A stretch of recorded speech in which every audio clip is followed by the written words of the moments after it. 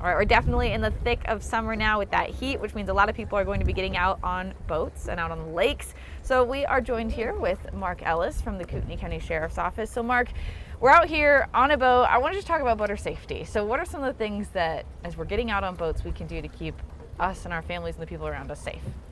One of the biggest things we do right now is wear a life jacket. We have a lot of people out here on paddle boards. They have them on the boats, the jet skis, whether it be, and they may or not know the laws.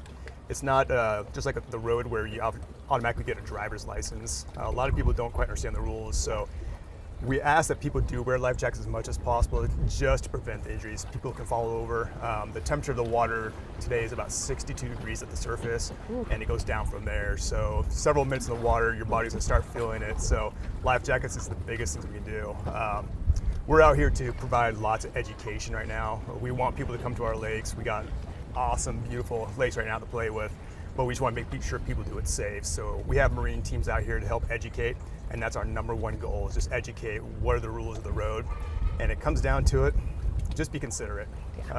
If you don't want people to come close to your boat, don't go close to their boats. And don't create wakes next to the shorelines. Don't try to drown the kids. Don't try to spray them with the jet skis. Just be considerate.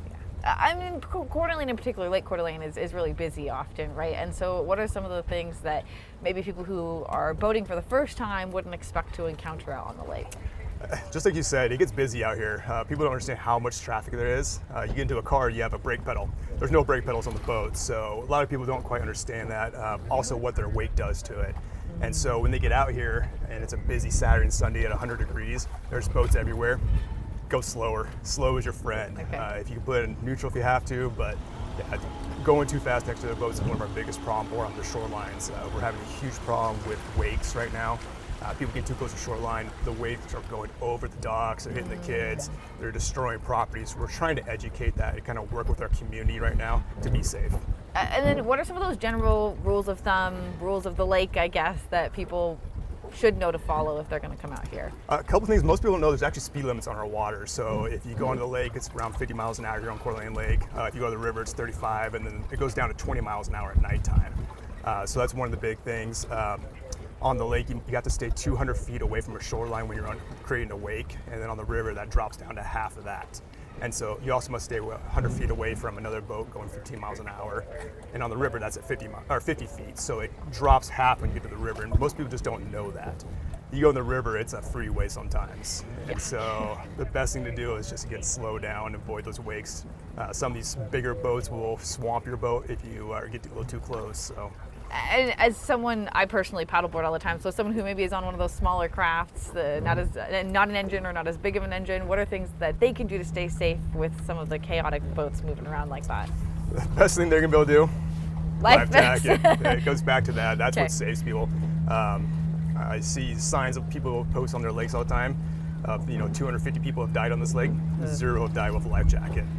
Same mantra here is the chances of you dying when you wear a life jacket is way less, so we always recommend that life jacket. Gotcha. And then I'm assuming there are consequences to breaking some of these rules, right, as the sheriff's office? There absolutely is. One of our biggest offenses, and we're the leader of the state for this, is the operate under influence. So under influence of alcohol on this boat, we trump the rest of the state drastically how many more we have here. We actually enforce them more than most lakes too, so we are out there looking to make sure a lot of our fatalities and our injury crashes have been resulted of alcohol. So we definitely have a 0 stance on that, make sure that they're not over the legal limit when they're out here. And what is the legal limit? Same as driving? Same as driving, so it's 0.08. Gotcha. And then any last tips? I mean, today's really windy, right? Like what are the signs of a good day to come out and recreate on the water? Good signs, if you see some other boats out here, it's going to be somewhat okay. If it's just sailboats, just be aware it's going to be a windy day. Okay. Today's not bad. You'll see a little bit of whitecaps out there. It's going to be a little windier today, so try to stick to those bays, a little more sheltered areas, but it's still not bad out here, so it'll be a fun day. Ultimately, it's a good place to be in the summer, right? Absolutely. It's 18 lakes over here in Kootenai County. You got 56 miles of navigable rivers, and so there's plenty of space. We can go. Not everybody has to go to Lake Coeur d'Alene. We have some great other lakes too. Cool. Well, thank you very much. You're welcome.